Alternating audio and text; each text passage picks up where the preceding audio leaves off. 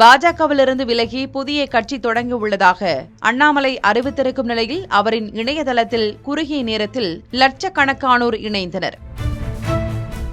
முன்னாள் IPS அதிகாரியான அண்ணாமலை கடந்த 2020ஆம் ஆண்டு பாஜகவில் இணைந்த நிலையில் அவருக்கு மாநில துணைத் தலைவர் பதவி வழங்கப்பட்டது. அதேபோல கட்சியில் இணைந்த ஒரே ஆண்டில் அவருக்கு மாநில தலைவர் பொறுப்பும் வழங்கப்பட்டது. ஒரு கட்டத்தில் பாஜகவின் தவிர்க்க முடியாத தலைவராக அண்ணாமலை பார்க்கப்பட்ட நிலையில் 2026 சட்டமன்ற தேர்தலுக்கு பிறகு அதிமுகவோடு பாஜக கூட்டணி வைத்தது. அதன் பின்னர் பாஜகவிலிருந்து கொஞ்சம் கொஞ்சமாக அண்ணாமலை ஓரம் கட்டப்பட்டதாக விமர்சனம் எழுந்தது. மாநில தலைவர் பதவி பறிக்கப்பட்ட நிலையில் அவருக்கு வேறு எந்த முக்கிய பதவியும் வழங்கவில்லை. இதனால் அவர் பாஜக மீது அதிருப்தியில் இருந்ததாகவும் கூறப்பட்ட நிலையில் அவர் பாஜகவிலிருந்து விலகியதாக செய்திகள் வெளியாகின. அதனைத் தொடர்ந்து டெல்லியில் அமித்ஷாவை அண்ணாமலை சந்தித்த நிலையில் அண்ணாமலையை சரி செய்யும் முயற்சியில் அமித்ஷா ஈடுபட்டதாகவும் அவருக்கு முக்கிய பொறுப்பு வழங்கப்படும் என்று உறுதியளித்ததாகவும் செய்திகள் வெளியாகின. இந்நிலையில் பாஜகவிலிருந்து தான் வெளியேறியதை வீடியோ வெளியிட்டு அறிவித்த அண்ணாமலை தான் புதிய கட்சியை தொடங்கி அடுத்த பொதுத் தேர்தலில் போட்டியிட உள்ளதாகவும் அறிவித்திருக்கிறார். மேலும் தான் தொடங்க உள்ள இயக்கத்தில் சேர வேண்டும் என இணையதள பக்கத்தை அறிமுகப்படுத்தி பொதுமக்களுக்கும் அவர் அழைப்பு விடுத்தார். அந்த இணையதளத்தின் மூலம் அவரது இயக்கத்தில்